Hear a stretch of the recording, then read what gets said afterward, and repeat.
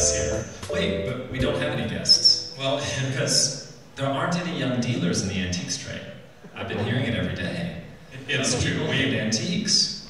We tried to, Aren't any when I young wanted dealers? to put together this event, and we thought it would be fun to, because these are new antiquarians, to get some young dealers on the stage. But we were told again and again that young people don't care about antiques. Not interested. In fact, I was at an Americana party the other day, and I was introduced to someone whom I greatly admire, whom I'd never met before. You know, I know their work. And as soon as I was introduced, she looked at me with a withering glance. And I'm used to that when I'm being introduced. But this was particularly withering. And she said, "You must be one of those contemporary people." Because I'm young, which in the antiques trade means I'm below 60, roughly. And I said, "No, I've devoted my life to antiques." And actually, we did find 3 amazing young dealers who've devoted their lives to antiques to talk to us tonight.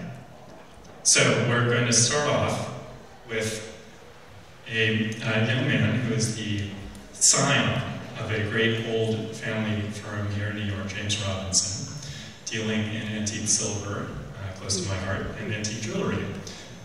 Please welcome James Bonin.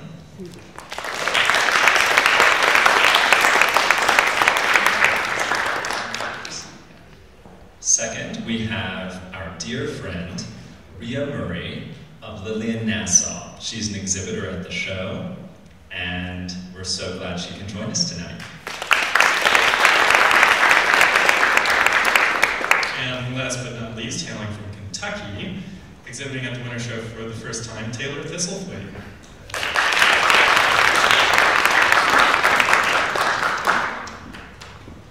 All right, so we're going to take our seats, but while we're going to begin with some storytelling, and we're going to talk to you, we'll get to a more interactive conversation soon. So just know that you're going to have to listen to these people for a few minutes, but then we'll have a chat. They're only professional storytellers.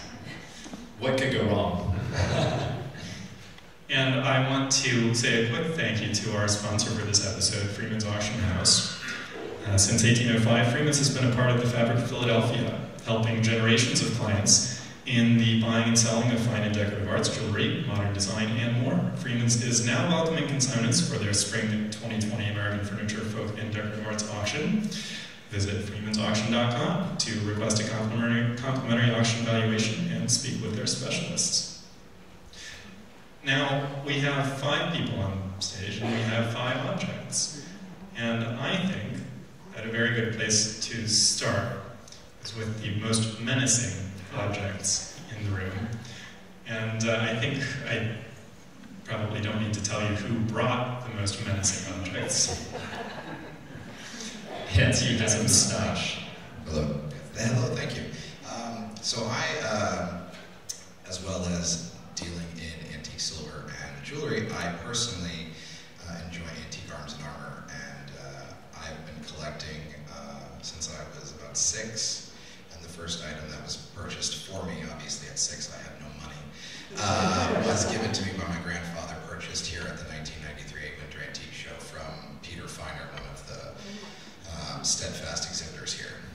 So I have brought a pair of Scottish Highland pistols, which are very unusual. They are unique to Scotland. They are normally completely made of metal, whether they're brass or steel, often highly engraved, and usually just that is enough to make them of interest. Most weapons, pistols, flintlock, percussion, would have wood.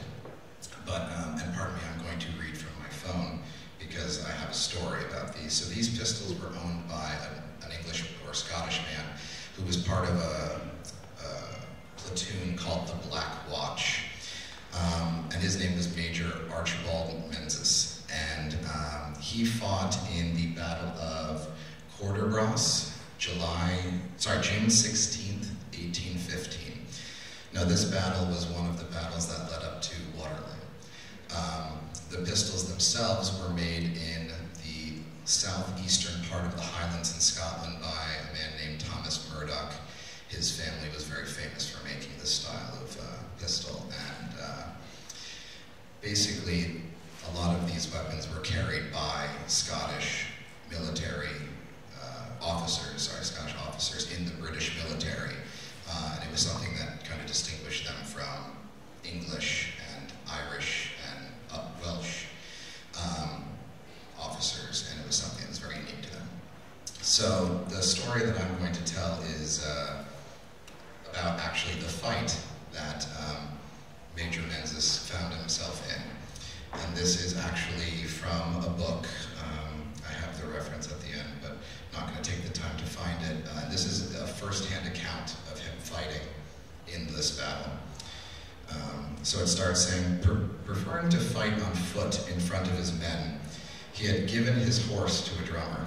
After severe fighting, he fell wounded next to Private Donald McIntosh. The drummer left the horse to assist his friend McIntosh. At this point, a French lancer attempted to seize the horse, at which McIntosh exclaimed, and I'm not even going to try to read it in Scottish. No, not at all. Hoot, man, ye mauna take that beast. Tit belongs to our captain here. Just imagine that with a Scottish accent. I had Mr. Patrick read it earlier from ALVR, and that was a lot of fun. He goes on to say, with a last expiring effort, loaded his musket and shot the lancer dead. French officer, seeing him stirring, rode up to attempt to dispatch him with a sword. As the Frenchman stopped from his saddle, Menzies seized his leg and managed to pull him off his horse and onto himself. Another lancer, observing the struggle, galloped up to attempt to spear Menzies and relieved his officer. But Menzies, by a sudden jerk and desperate exertion, placed the French officer uppermost, whereupon the Frenchman received the mortal thrust below his cuirass and remained as a shield for Menzies for the next 10 minutes. A pause in the fighting enabled Menzies to be carried off to a relative safety of the square formed by the 92nd foot, whereupon it was discovered that he had endured no less than 16 stab wounds from lances and swords, most of which inflicted while he lay there on the ground wounded. So these pistols were carried with him at this battle, and he was not actually present at the Battle of Waterloo, you might imagine, due to his injuries, but he was awarded honors for bravery. And these were carried, or were in his family until, I think, remembering the 60s when they were sold at auction. His family had moved to New Zealand, if I'm remembering off the top of my head, and then they've kind of circulated around. I found these at, again, Peter Feiner here at the Winter Antique Show. They kind of speak to me for many reasons, but particularly the engraving on them, the silver that is, of course, inlaid on them. But I found the story fascinating, so much so that I forgot about it until yesterday. But when I purchased them, I was very enthralled by the story, and many of the pieces I don't have much of a story, but a date and a maker. And I found these very interesting due to the extensive amount of information that are contained within these two objects. Again, menacing objects, but that's what drew me to them. Thanks for that very gory story, James. I like to keep things lively. Should we move on to something a little more palatable? How about a pig? Yeah, a little less menacing, perhaps. Thank you, Rita. So Link to it. yes, because it's a little diminutive. You may not notice him there, but on the table here, you'll see there's a little gold iridescent glass pig. So I work for Lillian Nassau LLC, which is one of the world's top dealers in the work of Louis Comfort Tiffany and Tiffany Studios, which most people associate with the windows, leaded glass windows and lamps, which are extremely famous. I mean, he's one of the most well-known American decorative artists. But he also had a big complex out in Corona, Queens, where they did a lot of blown glass. So if you visit our booth here at the show, which is A2, you will see the firm signature leaded glass lamps, but you will also see a cabinet on the left side that is full of a variety of objects that they produced out in Corona, Queens. So there's a lot of art glass vases, there's a lot of really ornate decorative finishes on them. There's picture frames, desk set pieces. At the time, you would have had a really elaborate desk covered with blotters and things like that. So they made art glass, which was really quite expensive for them to produce. They spent a lot of money out in this Corona Queens factory. Tiffany brought in artisans from Europe in the 1890s, people who were experts in the field in Europe, and they did a lot of experimentation to produce this really elaborate art glass that would sell for hundreds and hundreds of dollars. But the other thing that they produced was a lot of more commercial tableware, and that's the gold iridescent glass that a lot of people are more familiar with today. It's really, really beautiful, lustrous finish.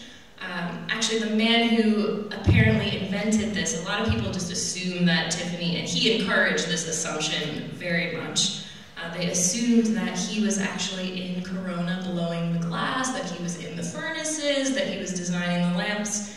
And that was the impression that was given for a long time deliberately in their advertising. But in the last 30 years or so, thanks to a lot of scholarship from really incredible curators and private researchers, we found out that these objects were created by average people. The lamps, which he's the most famous for, were designed by a group of women. And then the glass pieces were produced by, I think it was about 150 men at the peak of employment in Corona, Queens. And so this little object here on the table, it's very unusual. It's not what you would expect to see in a piece of Tiffany gold iridescent glass. And that's because it's not really an officially sanctioned piece of Tiffany glass. Arlie Sulka, the owner of the gallery, was contacted by the descendants of somebody who actually worked at Tiffany Studios. The family was still in the New York City area. And they had a whole bunch of pieces that this descendant had taken home with him when the company closed in the early 1930s. And this little piggy was one of the many pieces that they brought to us. And they were strange things that would not have been sold. They were actually bottles that were marked and engraved sample A.H. Nash. He was the man that invented the gold iridescent glass finish. And so it's an unusual piece. It's something that if I think Louis Tiffany knew that I was here today talking about in the armory, he might be a little upset because he definitely wanted to be seen as the auteur behind everything. Unfortunately, he's buried all the way over in Yes, he's all the way out in Greenwood Cemetery. He has no idea that we're here today. So this is it's an unusual piece, and it's an exciting insight into the people behind the scenes who are really, making all these spectacular objects that we're all lusting over today. And you've called this piece a whimsy. Yes, There are other whimsies, right? What form do they take? So whimsy it's sort of a glass-blowing term. It's something that we use to refer to things that are made kind of in your own free time after hours. Tough. Right. And actually, while I was doing a little research to get ready for this, I ended up looking at the Corning Museum of Glass. I think about 30 years or so.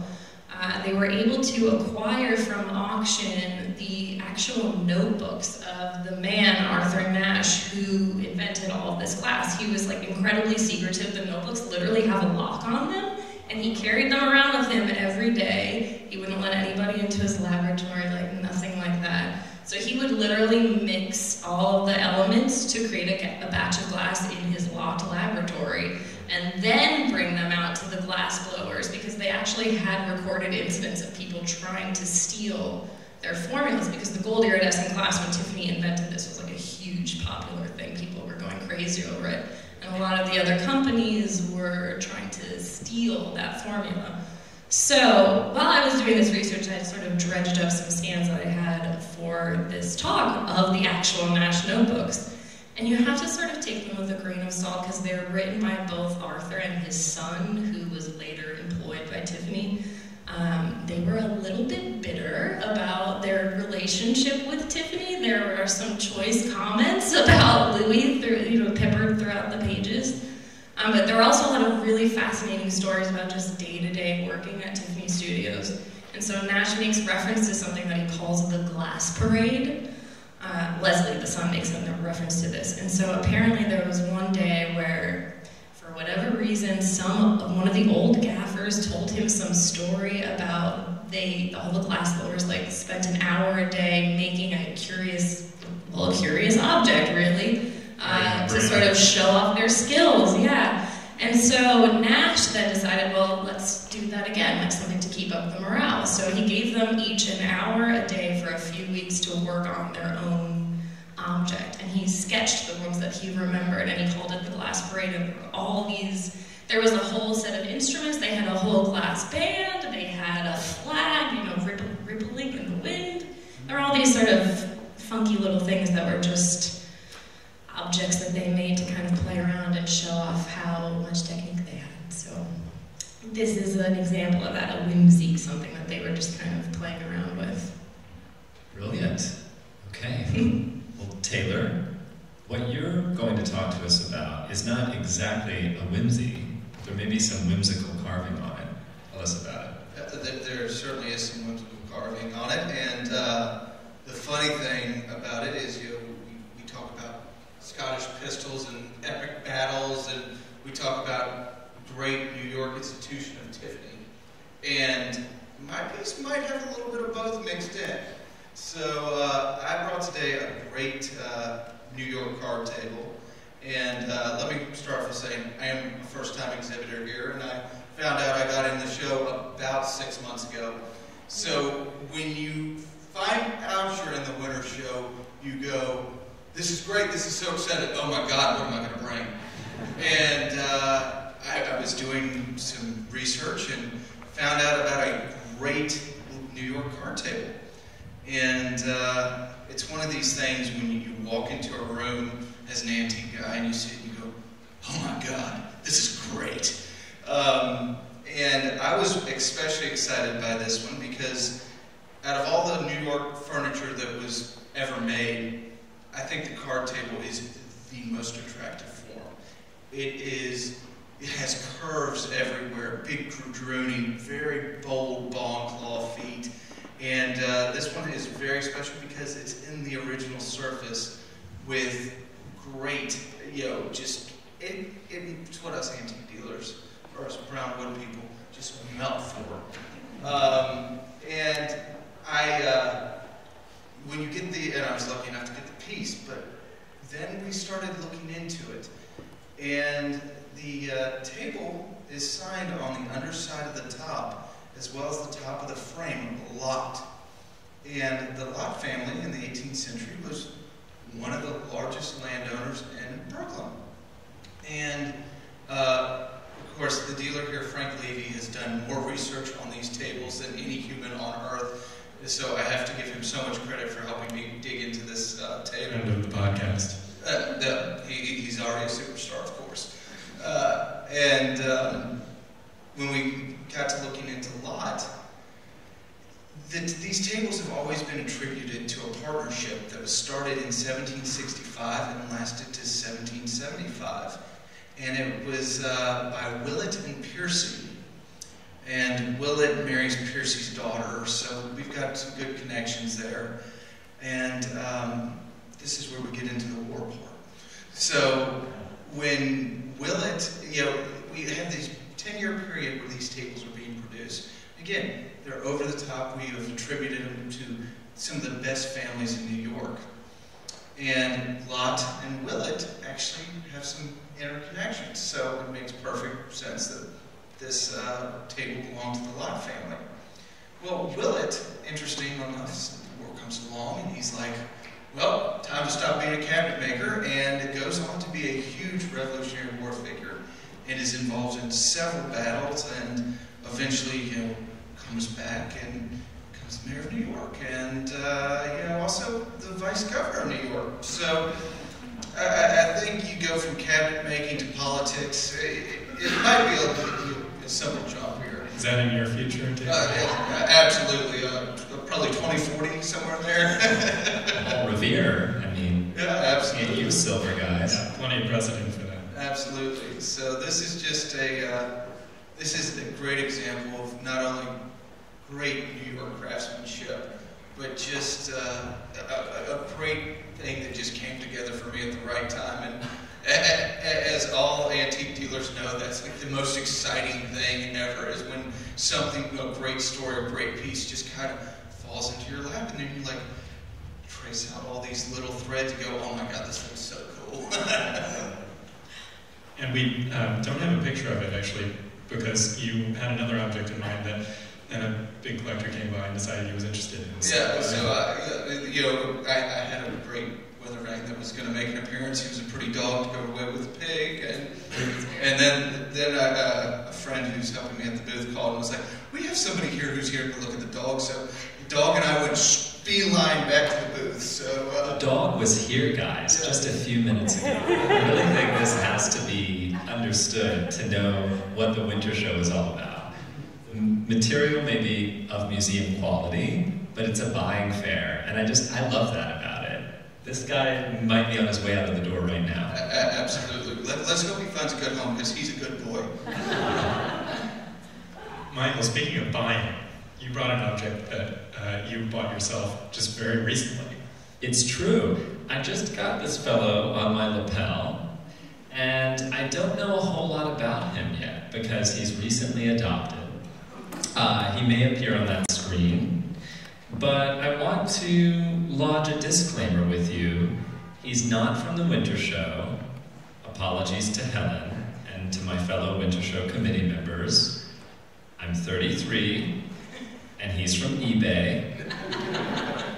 But I spoke to Ali Shushan, the foremost authority on portrait miniatures in America, who is a loyal Winter Show exhibitor, and she has said that I did good. And considering how much I paid for him, I pretty much had to do good, because I didn't pay a lot. So that's the money side of things, and I think it's important to remember that historic objects, examples of material culture from the past, can be bought at every price point imaginable. And so, this is an example of that. I was attracted to this gentleman who feels to me like a bit of a dandy, and also to the kind of neoclassical simplicity of his, the background and the frame. And what's not evident from the image that you see on the screen is that this is a portrait miniature configured as a mourning brooch. So there's also a set of initials here rendered in human hair, which some might find a little bit creepy. I think of it as a locus for stories, and that's what we care about here. There's no glass on the back yet. I still have to have it restored, so I'm going to very carefully turn it around. I love the way it looks. I love the fact that this person mattered to someone. I don't know who he is yet. I don't know who wore the mourning brooch, but I know that there was an intense, passionate attachment at the root of this object. And it's yet to be discovered, but based on what I've heard up here today, there's hope that I'll be able to uncover that story and maybe be inspired by it instead of seeing it as creepy that I'm wearing human hair on my lapel. And that's pretty much it for this guy. I neglected to say that we think he is broadly of the German school and from 1785, 1790, which is about what I figured based on his costume. But further evidence may prove me wrong, and I'll give you an update if I find out that I am wrong. You'll hear about it on Curious Objects. Yes? I am going to have to get up to talk about this object, which I'm afraid I've deceived you all. Podcast listeners won't be aware of this, but what I have in front of me is a oversized chocolate pot.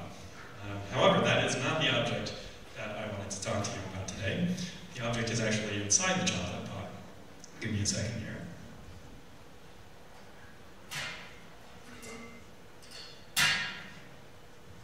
Here we go. So, this is a piece which I should start by telling you was miscatalogued in an auction sale by a professional in the antiques auction business as a mace. You can perhaps imagine why. reason that someone who actually was quite experienced and knowledgeable miscatalogued it is that this is a vanishingly rare object. It's a piece that made in sterling silver in the early 18th century in England. And the thing about silver is it is money, right? And it can be turned from useful objects into coins, and it can be sold as a raw material. So it's a liquid asset. And when a piece of silver becomes obsolete, out of fashion, unusable, when you lose your interest in it, you always have the option of sending it to the melting pot and melting it down. Well, this object is what's called a mullinet. And its original function was to stir a pot of chocolate. And it's a function that was very important in the 18th century when chocolate was a vogue beverage in England, and it started coming up from Spain, bread had come from Mesoamerica. And the problem was that it was a very fatty beverage. So if you were to pour it straight out of the pot, you'd end up with this nasty, oily film on the top that wasn't very pleasant to drink. So right before serving it, the chocolate needed to be whipped up. So this is, we call it a mullinet, but you could also call it a swizzle stick. Most of these were made in wood. Some of them were made in brass and other materials because they were hidden inside the pot. Most people wouldn't see them. So most people didn't bother spending a lot of money to make them out of fancy materials like silver. But in a few rare cases, some very fancy people decided that nothing but silver would do. So there were a certain number of silver mullinets made. Now, in the 19th century, when chocolate production changed and they came up with better emulsifiers and didn't need to whip the chocolate right before serving anymore, the mullinets became obsolete objects. So the vast majority of the ones that had been made in silver, which was already a small number, were melted down and turned into coins or turned into coffee pots or other things. And so they were largely forgotten. And today, it's once in a very long while that one of these turns up on the market. There are a tiny handful in museums in various places. There are a tiny handful in private collections. And there's this one, which happens to be in the inventory of S.J. Truxell, my employer. So I was very happy to be able to bring it today and show that even a useless object that hasn't had a proper function in 200 plus years now is nevertheless has been treasured enough through the generations not to be turned into liquid cash or a retirement fund, and therefore to have survived to be seen by all of us here today. Brilliant. Almost looks like a scepter. You can just stand there and put it as a torture device, gory stories. We probably don't need to follow that line. Let's just leave that where it is. I just want to to consider one thing quickly before we move into a broader conversation. We were joking about how people say there aren't many young people who like antiques, and this audience and these panelists are proof against that. But as I was sitting here, I was realizing that James emerges from a family firm. And that's a very traditional way to get into the antiques trade. So he represents one route into the trade. Ria, you've been mentored by Arlie Solka, who was mentored by Lillian Nassau. So you're part of almost a matriarchal lineage. Yes, we definitely have. Experts. And Tiffany, Lillian Nassau practically invented the field. She is. You're a direct descendant. Widely considered the doyen, or was widely considered to be the doyen of Tiffany. Yeah, and so there's a kind of, it's not a family firm, but there's a tradition there of mentorship that takes Lillian Nassau's knowledge and expertise, delivers it to Arlie Solka, who delivers it to Ria in this really glorious and direct line. And here we have Taylor, the youngest or second youngest, maybe exhibitor to enter the winter show ever. And I'm very proud to be, I think so. I'm not talking about a deputy or an assistant, in a gallery, but an exhibiting participant. Close to the youngest, and certainly in the last few decades. And you're starting your business yourself. You did start your business yourself. It wasn't inherited. And that represents another route into the trade. So we have 3 young people but they're distinguished by these very distinct means of entry into the antiques trade. And I think Ben has another way of entering the trade that you've heard about at a bar. Well, It's yeah, a whole other story. through sheer coincidence. Yeah. And fortune or misfortune, depending on how you see it. I just wanted to point that out. There's a sort of Yeah. diversity here that's really interesting to me. And this is only among dealers, of course. There's a whole other world of scholars and curators Precisely. working outside of the trade. Exactly. I want to share another quick word from our generous sponsor, Freeman's Auction House, who are excited to announce Warden Esherick, made for the stage. This is a historic collection of woodwork by one of America's most important woodworkers from the Hedra Theater Collection in Rose Valley, Pennsylvania, coming to auction on March 31st, mark your calendars. The sale includes the legendary Thunder Table from 1929 and the earliest chairs made from repurposed axe and hammer handles by the artist. Established in 1923 in the Rose Valley Arts and Crafts community, Hedra Theater is America's longest-serving repertory theater. The works from the collection represent the indelible influence of the performing arts on Esherick, widely regarded as one of the most significant studio woodworkers of the 20th century. Thank you to Freeman's. We love you. Now, I want to continue the conversation. We've heard these stories, but let's dig a little deeper into these objects, into our experiences about them. And the first thing that I want to ask you, James, you brought a pair of pistols into this room. Probably not the first, frankly. Firearms are regulated in this state. How does that work? So you need a license for firearms that date post 1890. Thank you. So basically, when bullets and cartridges and firing pins became the method of fire, there's actually no law against walking down the street with a pair of flintlocks, maybe loaded. I don't know. But yes, anything that is a firearm made before 1890 can be bought with no license. Doesn't matter if they operate or not. For items made after it, they need to be decommissioned, right? They'd have to be like bolted or removed. Yeah, or it would have to be, go through an FFA. Right, exactly. So I actually own, this is the thing that's interesting, is that I have had this discussion many times with friends or other dealers. Most of the objects, obviously arms and armor that I collect actually are more decorative. I do have about 25 objects. Most of them, as I said, these pistols being very unusual, being made of metal. Most of them have wood grips, wood hand stocks, silver inlay, gold inlay, usually highly engraved. One of my favorite is a single flintlock pistol from Naples, Italy. It's a very beautiful brindled wood with gold and silver inlay, a lion's head on the butt. Everything about it was made for someone to show off. And that's actually one thing when you talk to Peter Feiners, Red and Peter and Rowley, when you get to a certain point of time, they're useful in medieval and whatnot, but most of their later objects were made to be showpieces.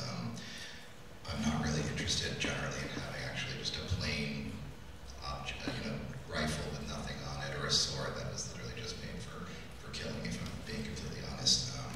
The sword that I have, the two swords I have are both court swords. They were worn for dress. They were often worn with, frilly wigs and, like Michael's miniature, like that gentleman would have likely at court had a sword on his waist. I mean, in that sense, it's not so different from the jewelry that you grew up around in the family business, right? Absolutely. So, as Michael had mentioned, I'm fifth generation in my family.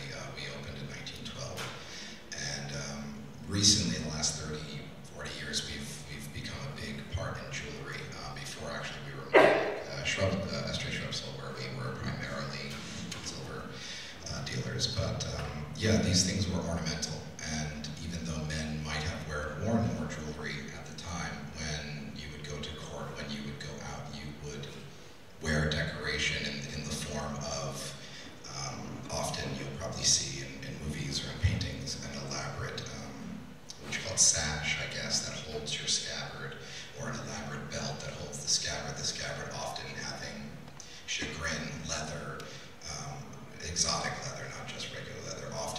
silver or jewels.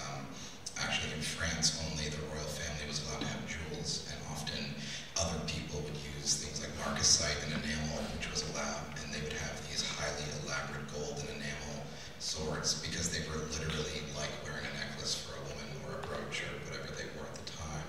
Yeah, and the techniques used to produce that decoration were similar or the same in some cases. Actually, one of the most beautiful objects in the Arms and Armor Wing, which I think most people don't really go to because they think of weapons, there's a outstandingly gorgeous hilt, which is the handle and guard of a sword, and it was made by Alexis Feliz and another name, and I forget his name, but Great it's French jeweler. Great French jeweler, sorry. And the handle, the grip, is a woman reaching up, and the top of the butt, the pommel, is her face, and the guard is all what I remember off the top of my head, almost like angels, and it's a very spiritual, religious piece. There's no blade on it, but the key is the person that would have carried this. This would have been a highly expensive, highly decorative piece of jewelry, but it just would have been worn on a man's belt as if. Yeah, so it speaks to gender in a complexifying way. We're not just looking at objects that valorize warfare or a certain kind of masculinity. They can actually cause us to think about it critically, which I think is not necessarily what people expect when they look at two pistols. Yeah, and I think that's the key, is that these ones were made to be used. They probably were, but at the same time, they were also a very large sense of national pride for Scottish officers that were, whether you're English or Scottish, they feel a great sense of national pride, being completely different and independent in their history and their heritage, and this was something that set them apart from their contemporaries within the service. Ria, there's only so much that we can know about a piece that's not documented, where we don't have a ledger entry, where we don't have provenance. But I want to ask you to speculate a little, because you do know a little bit about the workshops and the circumstances. So what do you think was going through the mind of the person involved in producing this? Well, I've started to wonder, because when this first came into the store, this is actually the second time that we've owned this pig. It first came to us in the collection of, I know it's weird to say owned this pig. I love it. But the first time it came to us was in the collection of this family, and we actually sold it. And then the person who we sold it to unfortunately passed away, and so it has now come back to us. And the first time we had it, I heard tell from Lindsay Parrott, who you guys may know. She's the executive director and the curator of the Newstack collection of Tiffany glass, which is a really incredible resource. It's out in Long Island City in Queens. And so it's a study collection. There was this orthodontist from Queens who was very passionate about Tiffany. There's going to be a future New Antiquarians tour of their facilities. Because we had a great time there celebrating Louis' birthday a few years ago. And if you have never been, they do offer tours. I guess we'll have an event for New Antiquarians, which will be really fun. But anyway, I digress. Lindsay is an incredible scholar and a really wonderful person, and she had mentioned to me a few years ago that there was another pig out there, and so I said, okay. And she came by the booth the other day, and I asked her about it, and she had actually borrowed from the descendants of a different family of a Tiffany worker a collection of these whimsies, and there was another pig. This pig that we have, I think he's like 3 inches, maybe by 2 inches, quite small. The other pig is about the size, I mean, he's about 12 inches, maybe 4 inches high. He's quite big, and he's blown in a completely different method. This one is blown from the snout, and then they sort of pulled it up through the tail. The other one was blown from the tail, and they pinched his nose out. So it's just sort of like, why are there 2 pigs? Why are they so different? Why are the methods of construction so different? When I found out about this glass parade where they made all these musical instruments, I couldn't help but wonder, maybe they had a day where they decided to make pigs for fun and see who could make the best pig, you know? They're the only 2 pigs that we know of. There really aren't very many Tiffany glass whimsies that exist out there in the world. I think part of it's probably because the Nashes were so protective about their formula, so there wasn't really a lot of extra material around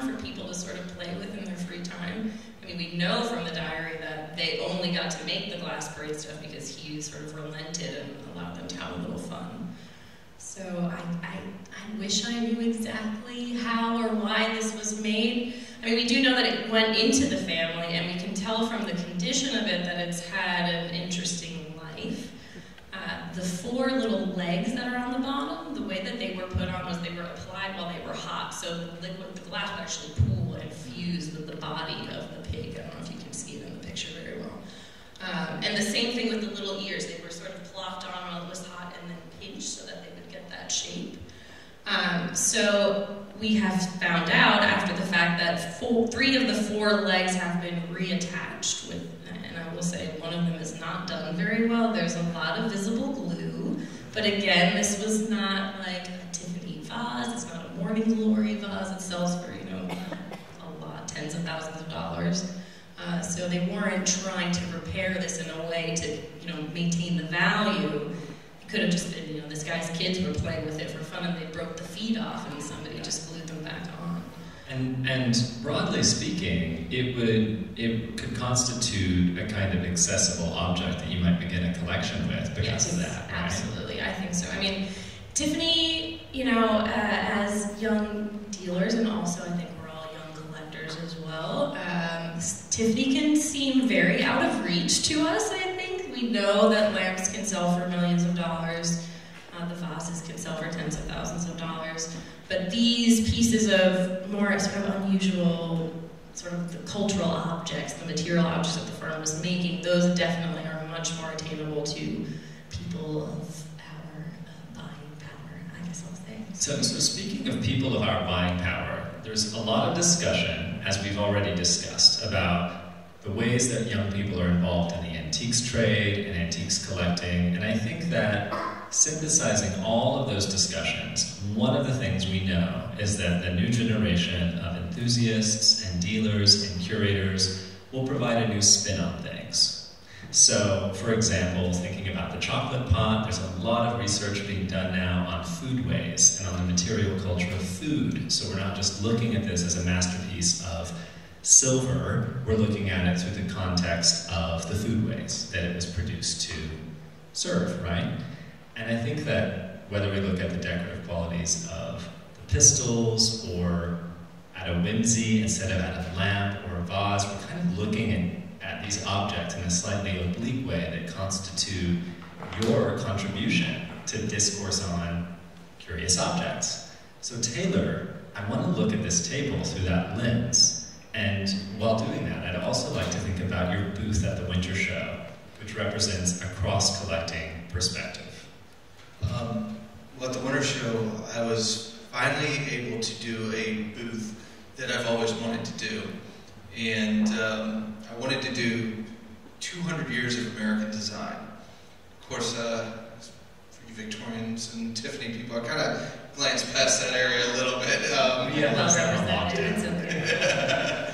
But, you know, when I started out in this business, my mentor was a gentleman named, a former Winter Show dealer named Sumter Pretty. And actually, a person who worked with me there is in the audience today, and she's now at the vet. So, hey, we can all go different places starting in this world. But, you know, when I came upon these objects, you know, if we look at, let's say, the work of Willett and Piercy here, we get these dramatic Rococo-influenced lines, and I use the term sexy legs because, in my mind, yes, those are very sexy balls and balls. It just has so much going on. But then... Shouldn't those be covered? Yeah, absolutely. This is the 18th century here. But we then go on in the future. Let's fast forward 200 years. What do we see? We see people like Paul Evans, who comes up with the most fascinating brutalist furniture. And why not set that right next to my sexy table? You know, it's if you look at the lens of American design, we've been producing great things for 200 years. There's no time limit on any of this stuff, and you know, just because I personally prefer, you know, 18th century furniture, that doesn't mean that I can't appreciate, you know, Paul Evans disc bar, which is this hey, disc, can you open it up? And hey, it's a car. But I think it's important as young collectors. I find that people aren't tracing things as much as they used to in, well, I have to own every one of these groups, or I bought a period home, we have to fill it full of period furniture. Why don't we have fun with it? I mean, why should we limit ourselves? And I think, you know, young collectors, more so than our generations past, we care about great design. It's not that people in our generation, and I hope you all expand on this, don't care about this stuff. It's just, I don't think we like to be limited, you know? We didn't grow up of having 24 photographs that we can take in a camera or whatever. We can take millions of photographs, so, you know, why limit ourselves? Why close things down? And yeah, and I think it's important, you know, one interesting thing about the way that all of us here are talking about our objects is that we are, I think all five of us are in one degree or another connoisseurs. But that doesn't mean that we are focusing on the minute details of the design. Maybe we're interested in those minute details, but that's not the starting place. You know, the starting place when you look at a pair of pistols like that is, what's the story? Who's the person behind it? What battle was he in and what happened to him there? I mean, that's incredible, and it brings life to the objects. For me, you know, thinking about the Molinet, you know, it's an interesting work of silversmithing, and it's a rarity.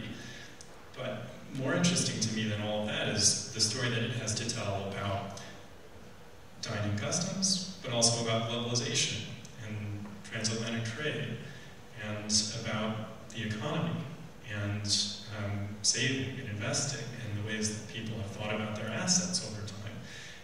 You know, you can link these objects to so many different elements of history, of society, of culture, of anthropology, of psychology. And that is all relevant today, as much as it ever has been throughout the lives of these objects.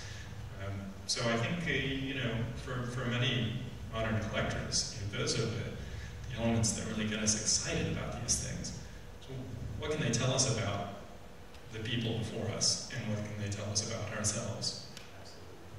And if I've just bought a 17th century house, and I happen to want a Paul Evans disc bar to go in it, my God, I'll just do it. And I'll also buy some 17th century furniture.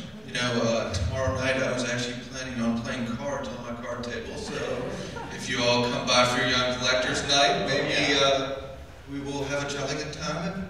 We can have a live vignette. Absolutely. I think one thing that you did that's brilliant, though, is that so many people of our generation, as you mentioned, the generation before would fill their 17th century house or 18th century house with the like furniture, but I think people don't realize that the mid-century or the early American can all kind of work together. And maybe not every piece with every piece, but the styles are completely able to go across, and that's something that I do in my own home, but, you know, obviously. Well, I think as antique dealers and antiquarians and everything, across the board, I think we recognize quality when we see it. I think most of us have owned IKEA furniture in our lifetime. Still do. And it's great, but you know what? If we can see great pieces or great things, why not own them? I want to open up the floor to some audience questions, if there are any. Raise your hand, and Kat has a mic here. She'll bring it to you. Oh. Would you like, we can share our very, very friendly people. Sorry, James. No more talking. So raise your hand. Kat will find you. Hi, Eve. Hi, everyone. Thank you. That was rivetingly fascinating. I have one Antiques Roadshow question. None of you have talked about the value of the piece. Retail, insurance, you tell me. Well, some people would say that's gauche. No, that's an important starting place for almost any collector, is to think about what is a reasonable sum for you to pay for something. What's a feasible sum for you to pay for something? I think, Michael, your story about your object It's a great starting point. I'm at the low end over here. I apologize. Yeah, this cost $200. And I could sell it for more. So, in that sense, from an investment standpoint, it was a successful investment of $200 that might have otherwise gone to decadent cocktails in the Lower East Side. I mean, when my curator and critic friends are sort of judging me for being involved in the decorative arts, I remind them, you were in the Maldives last week in a luxury modernist villa that definitely cost at least a few $1,000s a night.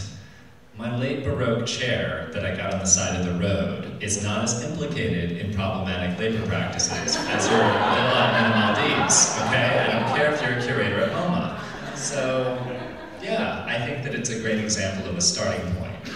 And the Winter Show has one of the world's most stringent vetting processes. So, something to note is that anything that's been on the show floor was vetted by experts for authenticity, date, and condition. But that doesn't make everything on the show floor heinously expensive. So, this is a show that's full of masterpieces and museum quality works, but there are things like the whimsy, for example, that are more accessible, and there is transparent pricing in our ethos, so you can know how much these things cost. Yes, so, the pig, for example, we sort of briefly touched on it, but the cabinet in our booth full of Tiffany glass, there is quite a range of pricing in terms of what is available. We do have some really spectacular, rare examples of the art glass. These are paperweight vases, a technique that Tiffany pioneered. Some of them are $45,000. We've had vases that are over $100,000. Obviously, that is of a different realm. But we always make sure when we come to a show like the Winter Show that we bring a range of objects, because we know that this show attracts a whole, a complete range of buyers, people who are just starting out, who know this is a great place to train your eye.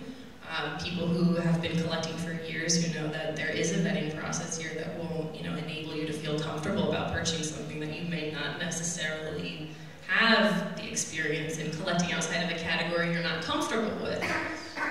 So we try and incorporate that sort of into our booth. So we have the $45,000 vase, but we also have a cabinet vase that is under $1,000. There's quite a range of options. And James got his pistols at age 6, so they couldn't have been that expensive. When I started collecting, I think the first, it's called a muff pistol, which has a highly detailed silver inlay on the handle. I think it cost about $200. They have now gone up in price since then.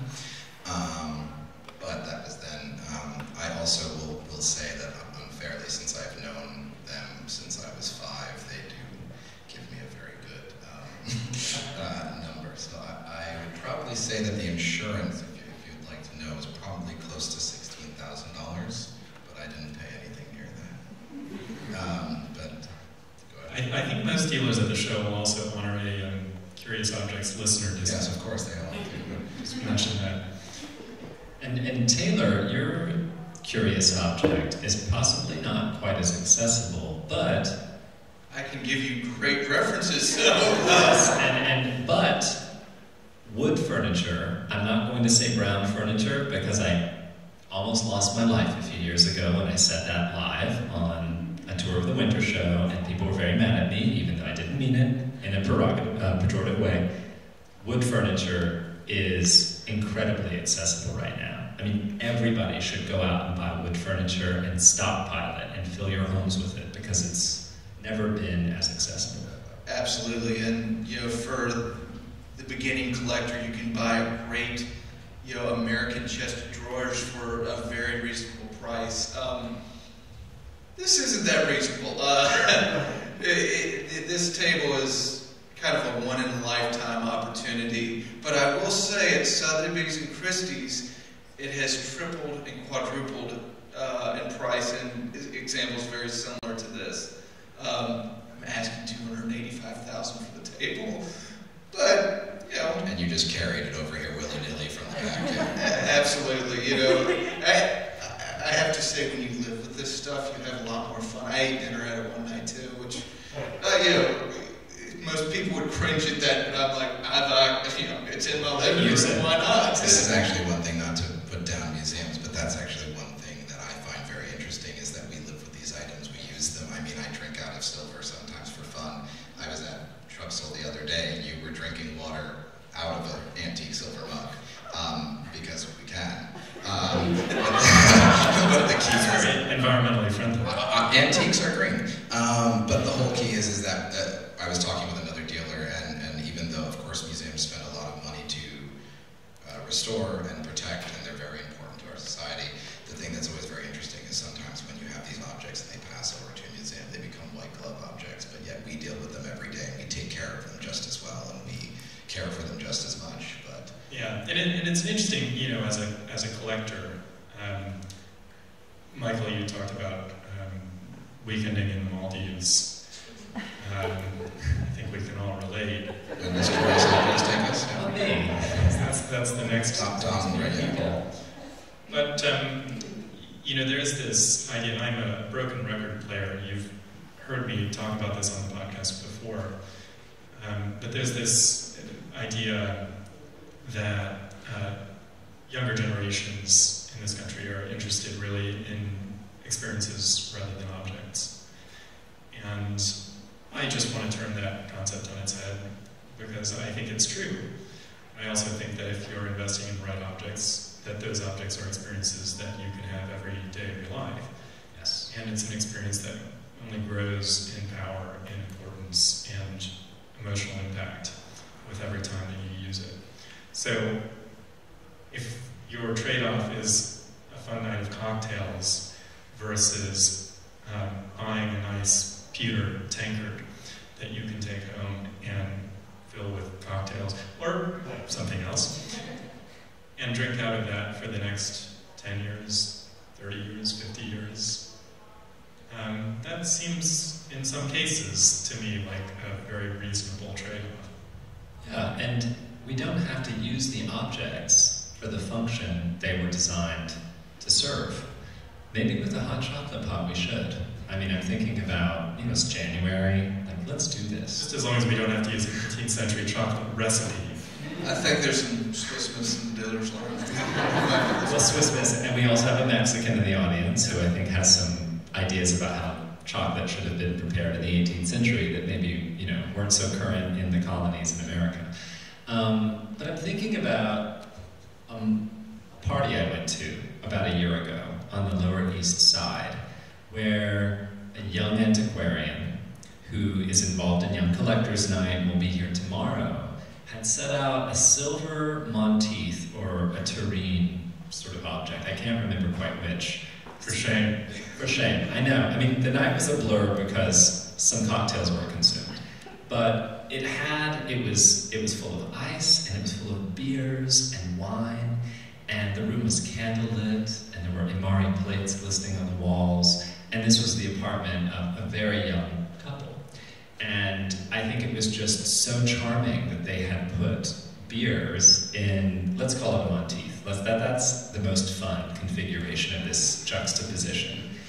And we're treating the material with respect. It was in a place of pride in their home, center stage of this party, but they were using it to serve a function that made sense in their lives in the 21st century. And I think that's great, and I think we have to be able to think creatively about how we use these things so they can be a part of our lives and not just, museum pieces.